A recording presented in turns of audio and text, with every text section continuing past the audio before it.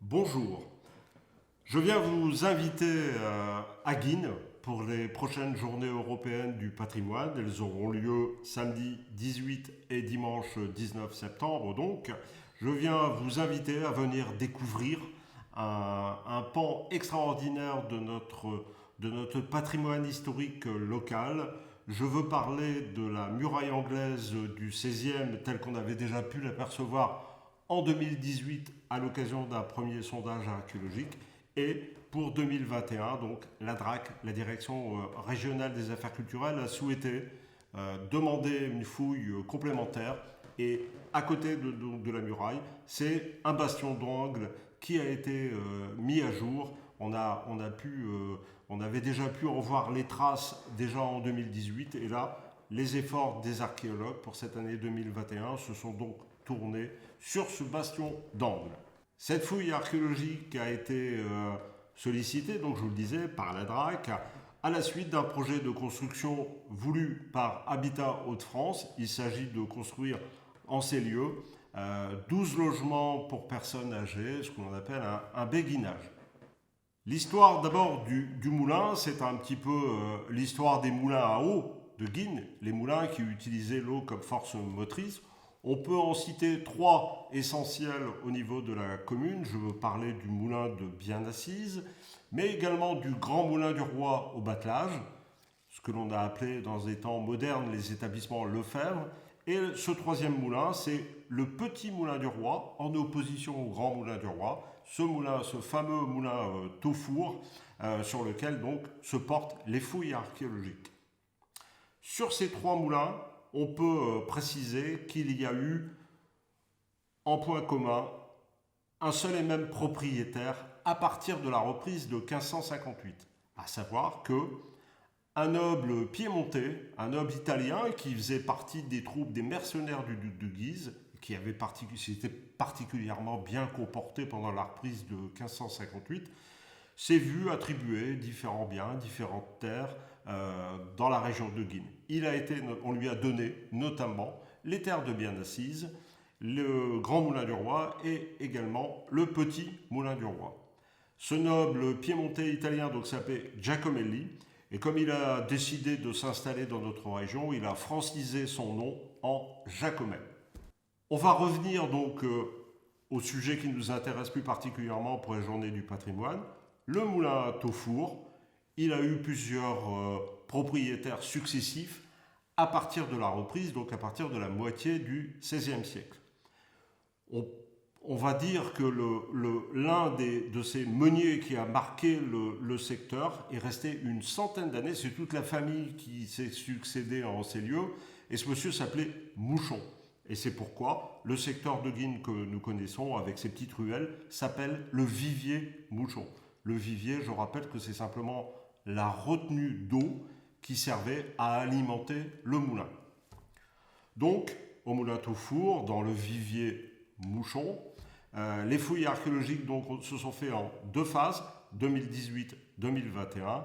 2018 où l'on a vu apparaître un pan de muraille, et donc sur 2021, le complément de fouilles avec la découverte, avec la mise à jour du bastion d'angle sur le château, sur la forteresse fortifiée par les Anglais. Il semblerait que Henri VIII, roi d'Angleterre, qui a séjourné aux portes du château de Guînes pendant l'entrevue du camp du Drador en 1520, s'était aperçu que le château manquait peut-être d'un peu de fortification en certains endroits, et on peut considérer que c'est lui qui a souhaité mettre en place ces fortifications supplémentaires. Je veux parler des bulwarks, je veux parler des fortifications en forme de trèfle que l'on retrouvait notamment du côté de la place des Poilus et de la rue Joseph et de la rue du Bassin. Il y avait là deux énormes fortifications qui faisaient face à la face ouest de Guînes. Et puis, peut-être que ce bastion d'angle a été également souhaité par Henri VIII.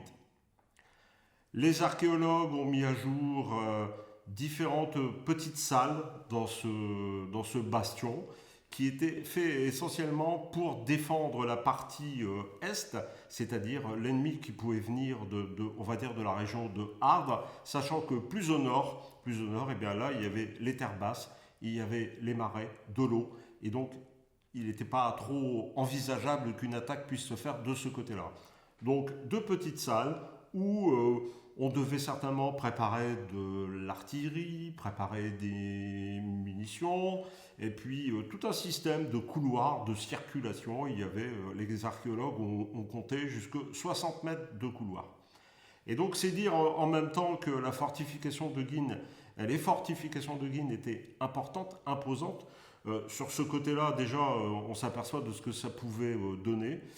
Au niveau donc du bâtard d'eau, à savoir ce qui permettait de ramener à l'époque de l'eau dans les douves de la forteresse et un peu plus tard qui a servi à alimenter le moulin, on a retrouvé un petit peu de matériel, dont une coulevrine, une sorte de canon portatif en quelque sorte avec un casque anglais et puis un petit peu de matériel, de vaisselle, de lieu de vie on dira parce que sur ce bastion d'angle, on peut considérer qu'il y avait là toute une garnison qui devait vivre en permanence sur le secteur. Dans le cadre donc des journées du patrimoine et des visites sur le site archéologique du moulin à Taufour que nous vous proposons donc de venir visiter durant ce week-end, je voudrais simplement rappeler le contexte historique de ce moulin, de ce site, qui évidemment est lié à l'histoire des moulins à eau de Guînes.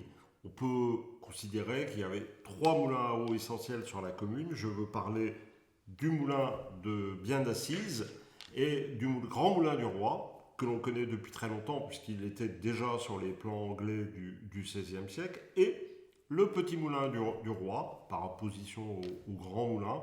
Et donc c'est ce petit moulin du Roi, c'est le moulin Taufour, dans le vivier Mouchon. Et donc, ces 3 moulins ont eu au XVIe siècle la particularité d'être propriété d'un seul et même détenteur.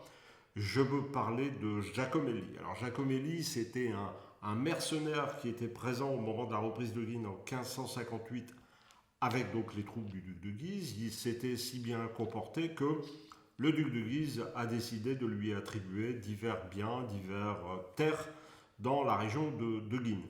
Et comme ce monsieur Giacomelli s'était bien plu finalement dans la région, il a décidé de s'y implanter définitivement et il a francisé son nom de Giacomelli en Jacomel. Donc Jacomel est le premier propriétaire connu également donc, du petit moulin du Roi, avant une succession de différents propriétaires ou locataires, différents meuniers, dont un certain Mouchon, dont la famille est restée sur place pendant près d'un siècle et qui, de fait, a donné son nom au vivier Mouchon, c'est-à-dire le vivier étant la retenue d'eau qui permettait d'alimenter le moulin. Donc voilà ce contexte historique des moulins à eau de Guînes, résumé très brièvement, et puis donc pour vous dire que il y a maintenant quelques années, avec la commune, avec la ville de Guînes, Habitat Hauts-de-France a souhaité pouvoir aménager dans ce secteur 12 logements, un béguinage à destination des personnes âgées. Et donc, à la suite de quoi, une prescription archéologique a été sollicitée par la DRAC et un premier sondage a eu lieu au printemps 2018.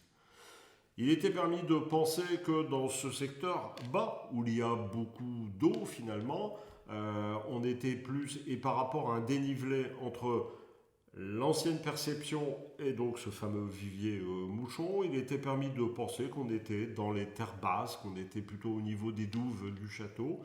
Et il a été quand même très surprenant de pouvoir se dire que l'on voyait également la forteresse, la muraille anglaise du XVIe apparaître au moment de ce sondage de 2018.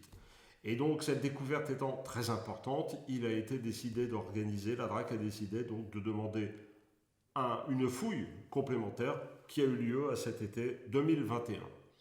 À ce moment-là, les archéologues ont décidé de porter un peu plus spécialement leurs efforts sur le bastion d'Angle qui avait déjà été découvert au moment des fouilles de 2018.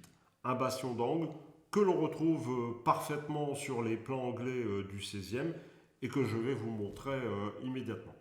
Je remets quelques instants ma casquette d'amateur d'histoire locale pour vous présenter ce tableau qui est donc issu d'une partie d'un plan anglais du XVIe siècle. Les Anglais sont restés maîtres de Guînes et du Calaisis pendant plus de 2 siècles, 207 années précisément, et ils ont eu au moins le mérite de nous dresser quelques plans du château et de la ville, et ça nous permet de mieux, évidemment, de mieux les connaître. Sinon, on n'aurait pas forcément de traces de cette période de la forteresse, donc du XVIe. Simplement, on peut reconnaître ici le donjon principal du château où se trouve aujourd'hui la tour de l'horloge. Ce bulwark, c'est une fortification anglaise en forme de trèfle, typique de l'époque Marie Tudor. Et donc ce bulwark se situait approximativement entre la rue du Bassin, la rue Joseph.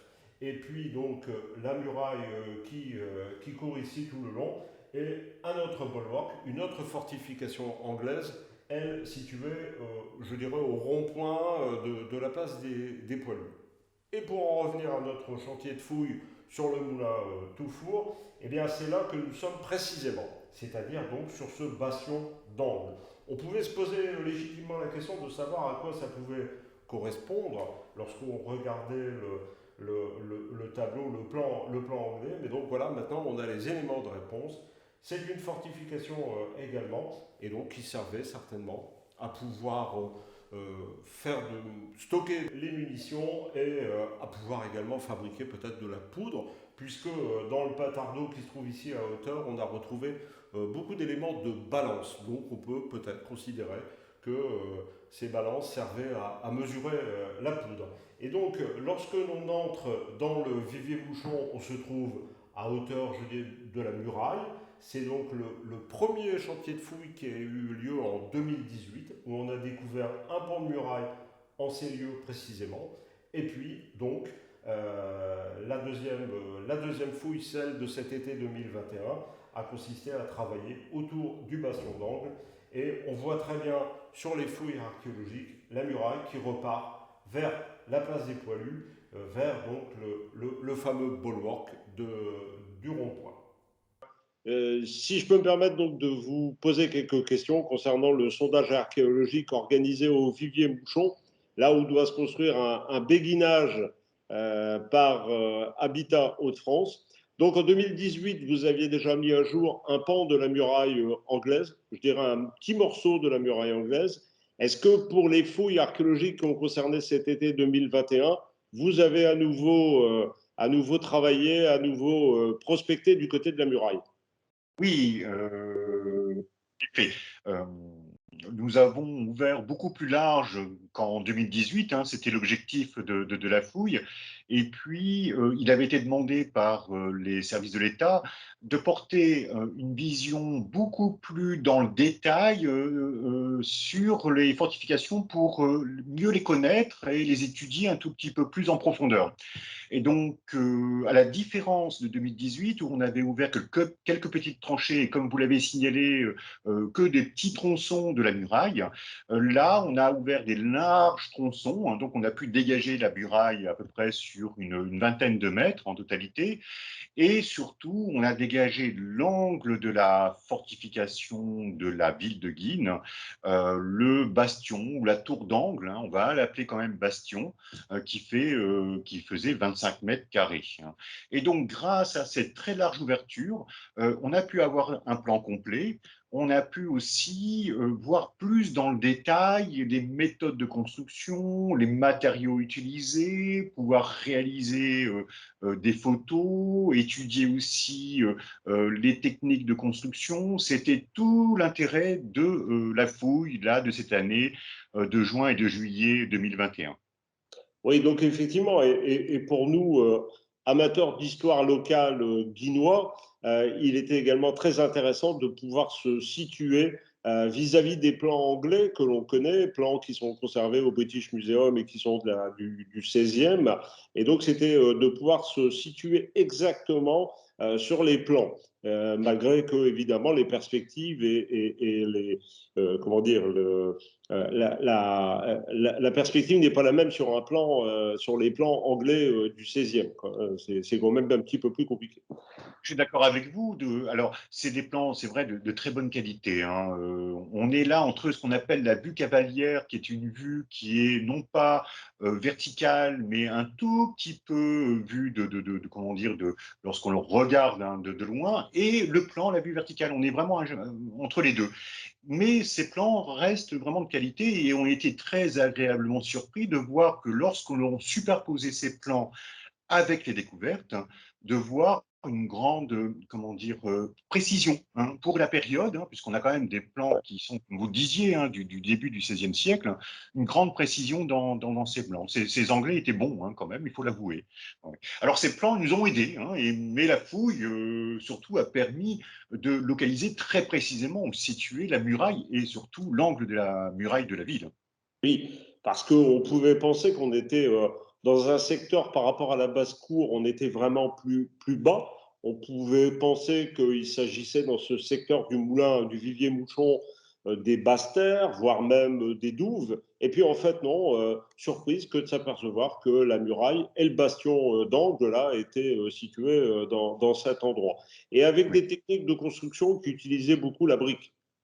Oui, alors essentiellement la brique. Alors la brique, je n'ai pas encore fait le calcul, hein, parce que du nombre de briques qui a dû être utilisé, hein, pour construire cette muraille. Alors, et ce bastion. Alors pourquoi la brique? Parce que c'est vraiment le matériau le plus adapté, hein, notamment pour l'artillerie, et qui sera largement aussi adopté par les Français, notamment par Vauban, lorsqu'il va lancer ces grandes campagnes de construction de forteresses bastionnées. Alors la brique, pourquoi? Parce que la brique absorbe correctement les tirs, hein, les tirs des bombardes et des canons. C'est relativement facile à mettre en œuvre. Alors, fabriquer peut-être un tout petit peu moins parce que c'est très consommateur de combustible, hein, et il faut beaucoup de matières premières, beaucoup d'argile et de limon pour faire les briques et monter une muraille qui devait être assez haute, hein, d'ailleurs. Mais ça ne les a pas freinés puisque l'ensemble du mur de fortification de la ville de Guînes, du moins de ce que l'on en connaît par l'archéologie, était construit en briques. Oui, puis on se rend compte de l'ampleur de la forteresse, fortifiée notamment donc par les Anglais, uniquement en voyant un petit peu ce qui a été fait à travers le bastion d'Angle et la muraille, quoi. Ça devait être quelque Oui. chose d'énorme et ça nous permet de, je dirais, de toucher du doigt ce que pouvait être cette forteresse qu'on a pu simplement imaginer que sur plan. Et au centre du bastion, qu'est-ce que vous avez découvert d'essentiel, Jean-Michel? Alors, le bastion, la manière dont ils l'ont construit, on voit qu'on est vraiment dans le tout début des bastionnements. Ce qu'ils ont fait, c'est ils ont fait une grande tour d'angle de 25 mètres carrés, qui était constituée avec des murs de 6 mètres de large. Et à l'intérieur des murs, hein, donc vous avez des murs de maçonnerie pleine, hein, et à l'intérieur de ces murs qui dessinaient un carré de 25 mètres carrés, ils ont mis des remblais de terre, hein. Donc vraiment, ils ont fait un bastion, hein, vraiment c'est la technique des constructions qu'on va adopter pour les bastions plus tard, hein, pour créer une plateforme. Et la bonne surprise, c'est qu'à l'intérieur de ces murs, on a repéré des salles, enfin des galeries, hein, on va appeler ça plutôt galeries, puisque c'est des salles qui sont tout en longueur, en tout 4 salles qui sont dans le noyau des murs, de 2 murs, et en totalité, ces salles, on y a accédé par un escalier, et ces salles, on en a dégagé, je crois qu'en totalité, c'est 30 mètres, hein, 30 mètres de long, hein, de galeries comme ça, hein, Dans qui tous les circulent à l'intérieur des maçonneries. C'était une D'accord. bonne surprise. Je me permets simplement de vous reprendre, Jean-Michel, concernant la surface au sol, puisqu'on devait avoir à peu près 23 mètres par 23 mètres, on doit approcher plutôt les 500 mètres carrés de bastion, et pas Ah 25. oui, oui, 25 mètres comment dire, de côté. Oui, pardon, hein, c'est Voilà. 25 mètres de Mais, côté. mais Oui, autant pour moi. On vous excuse, vous êtes archéologue et pas prof de maths. Pourtant, je devrais.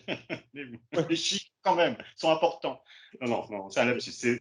C'est 25 mètres de côté.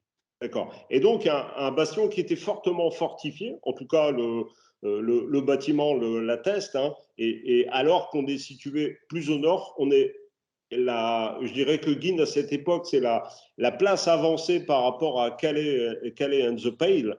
Et donc, on avait quand même peu de chance, entre Calais et Guînes, en plus avec des terres basses et régulièrement inondées, on avait quand même peu de chance qu'il y ait une attaque de ce côté. Alors, oui, côté marée, c'est vrai. On se posait la question de l'intérêt de fortifier à ce point cette partie-là de la forteresse. Après, alors c'est des réflexions qui sont en cours, hein, puisque la fouille s'est terminée là assez récemment. L'étude va être lancée qu'à partir du début de l'année prochaine.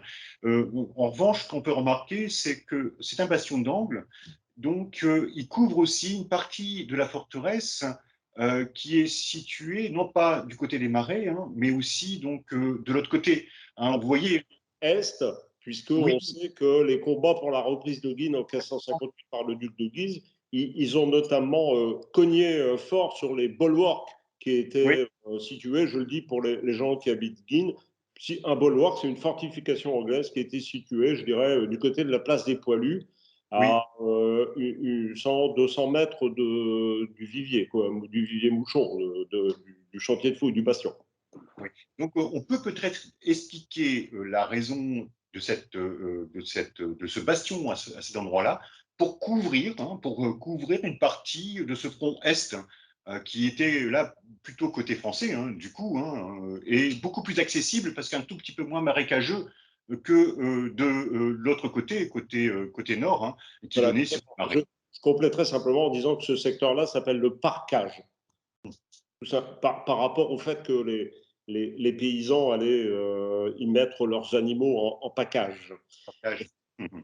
Voilà. Et puis donc, on sait donc que la reprise en 1558, les combats se sont notamment portés également du côté de la tour de l'horloge et d'un autre bulwark qui était situé du côté de la rue Joseph. Je donne ces précisions par rapport à la localité, par rapport à Guînes. Voilà. Vous avez trouvé un petit peu un armement, je crois, un objet Alors, intéressant à la fin de la fouille, je crois. tout à fait à la fin de la fouille, hein. Donc, ce que l'on fait en général, hein, c'est que on vérifie une dernière fois d'être certain d'avoir tout étudié, et puis il restait un dernier petit secteur à traiter. Et dans ce petit secteur qui correspondait à ce que on appelle un bâtard d'eau, hein. Donc, c'est un mur qui venait barrer les fossés, qui était connecté à la tour d'angle, bastion d'angle, et qui permettait notamment de s'assurer que les fossés, côté est, étaient suffisamment en eau, hein, donc il n'hésitait pas à fermer une petite digue, hein, qui était présente dans le bâtard d'eau pour faire monter en eau les fossés côté est. On sait que côté nord, de toute façon, c'était alimenté comment dire, par les sources, hein, et les marées. Donc ils avaient moins de soucis d'alimentation d'eau de ce côté-là. Et ce qu'on a pu voir, la bonne surprise, c'est qu'en faisant un dernier sondage, on a trouvé de l'armement. Et alors très probablement, ça paraît un peu anecdotique, mais ça fait partie de l'histoire du site, c'est intéressant, très probablement, c'est les Anglais, au moment où les Français arrivent, qui ont dû jeter cet armement pour pas que les soldats Pour voir les ennemis les Français ne récupèrent. s'arrêtaient pas. Voilà, et c'est des pratiques qui sont fréquentes, hein. Ils ne pouvaient pas l'emporter, hein. Ils sont dû vraiment s'enfuir, hein, quasiment en courant, et donc tout ce qu'ils ne pouvaient pas emporter, ils l'ont jeté, hein, dans ce bâtard d'eau et dans ce petit canal. Alors ce que l'on a retrouvé, c'est un casque de soldat anglais, c'est une espèce de mortier, vous voyez les mortiers actuels, modernes, donc ça a la même forme, hein, simplement c'est en fonte.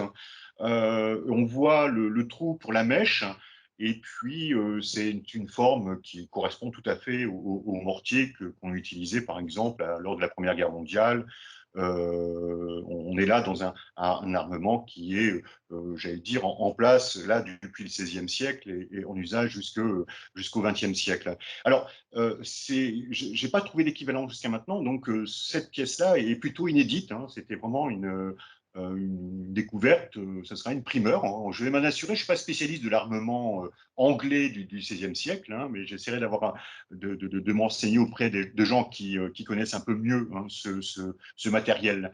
Et puis donc des petits boulets, alors de différentes tailles, adaptés soit au mortier, soit au tout petit canon qu'on a retrouvé, qu'on appelle une coulevrine. Alors, c'est pas très grand, hein, ça fait 1,50 m de long, à peu près. En diamètre, on est sur du 10 cm uniquement, vous voyez, hein, c'est vraiment un petit canon. C'est tous les tout premiers canons que l'on conçoit, hein, à l'époque, et qui étaient transportés à main, hein, par quatre personnes, hein, pour pouvoir les déplacer assez facilement. Et donc, on l'a retrouvé entier, encore avec en partie les madriers qui permettaient de transporter la coulevrine. Et ça, c'était aussi une très bonne surprise. Voilà, donc là, actuellement, ce matériel qui est relativement fragile, hein, même si c'est de la belle fonte anglaise, a priori, il est ce qu'on appelle en conservation préventive, en stabilisation pour éviter qu'il se dégrade, jusqu'à ce qu'on trouve une solution, hein, pour pouvoir les restaurer. Ça, donc là, on ne parle pas comment dire, on parle pas de quelque chose qui va se mettre en place dans les médias. Il faut trouver des financements, hein, pour pouvoir restaurer ces très belles pièces, hein, qui sont des pièces uniques, qui méritent une étude en soi, hein, pour faire connaître à la population, hein, mais aussi aux scientifiques, hein, ces objets, en tout cas, qui ont été trouvés tout à fait à la fin de l'opération. Et une très bonne surprise. Objet qu'on espère revoir à Guînes, peut-être les voir en exposition. En exposition, hein, monsieur le maire. C'est vrai On qu'ils est sont partis précipitamment, en quelque sorte. Ils ont été faits prisonniers pour la plupart et ils ont dû effectivement abandonner sur place pas mal de matériel. Et certains contemporains de l'époque ont même écrit que les Anglais ont été obligés de quitter la ville sans tambour ni trompette, qui était précisé dans l'acte de capitulation pardon, de Lord Grey qui commandait la place de Guînes. Et il paraît que c'est la première fois qu'on a vu utiliser cette expression sans tambour ni trompette. OK. Voilà. Alors ça, c'est peut-être de l'anecdote. Ça fait partie de l'anecdote, en tout cas. Non, ça fait partie de l'histoire, c'est bien. Et Voilà. l'anecdote alimente l'histoire et c'est comme comment dire, cet armement qu'on a retrouvé là, abandonné, qu'on sent bien là en vitesse. Ils sont débarrassés. Alors pas seulement de l'armement, mais ils sont débarrassés aussi de plein d'objets. Il devait y avoir une garnison sur la tour parce qu'on a retrouvé également des objets de la vie quotidienne, un compas. Alors de la vie quotidienne, non pas domestique, mais on sent bien qu'on est dans un cadre militaire. Un compas tout à fait surprenant, des grands plateaux de balance. Je pense que c'était pour peser la poudre avant, qu'on utilisait ensuite pour les canons, pour la coulouvrine ou bien pour le mortier. Qu'est-ce qu'on a retrouvé d'autre aussi, une grille de foyer, et puis d'autres types d'objets en bois dont on ne connaît pas encore la fonction, mais on sait que ce n'est pas une fonction courante domestique. On est vraiment là dans un cadre qui est plutôt militaire. Une garnison, pardon, devait vivre sur place, et c'est elle, probablement, ces soldats qui ont tout jeté. Et je ne parle pas de la vaisselle en terre cuite, hein, qu'on a retrouvée, de la belle vaisselle, alors cassée, hein, en l'occurrence, malheureusement, hein, de la vaisselle pour faire de la cuisine, pour faire le service à table, pour, comment dire, également, alors pas boire le thé, hein, non, on a retrouvé, le thé n'existait pas à l'époque, hein, mais on a retrouvé des toutes petites cruches, c'était vraiment des miniatures dont on ne connaît pas la fonction, hein, donc ça aussi, il faudra qu'on se renseigne. Donc là, on touche du quotidien, la vie des soldats qui vivaient là le quotidien des soldats qui vivaient sur le bastion. Et c'est dire la richesse du sous-sol, parce que du sous-sol guidois, parce que là, il doit y encore y avoir énormément de ces choses dans l'ensemble des fossés, des douves du château, qui ceinturaient, je dirais, le vieux centre-ville, quoi. Voilà. Oui, oui. En tout cas, on vous remercie beaucoup de votre participation à C'est un cette plaisir. visio, je dirais presque cette visioconférence. Et puis, à très bientôt sur Guin. dès qu'on a l'occasion de refaire un trou, il n'y a aucun problème, on vous appelle parce qu'il y aura Pour certainement l'invitation. obligatoirement quelque chose à découvrir dans le sous-sol de Guine. Merci Voilà. à vous. C'est vrai. À bientôt. À bientôt. Au revoir, monsieur le maire. À très bientôt. Eh bien voilà, donc rendez-vous le samedi 18 après-midi de 15 à 18 heures, le dimanche 19 de 10 à 12 heures et ensuite l'après-midi donc de 15 à 18 également sur le site du bastion d'angle de la fortification anglaise du 16e dans le vivier Mouchon. L'accès se fait par la place d'Angerville ou la rue de la Basse-Cour. Voilà, donc on sera sur place avec la Société historique de Guine pour vous donner toutes les explications nécessaires. Merci, à bientôt.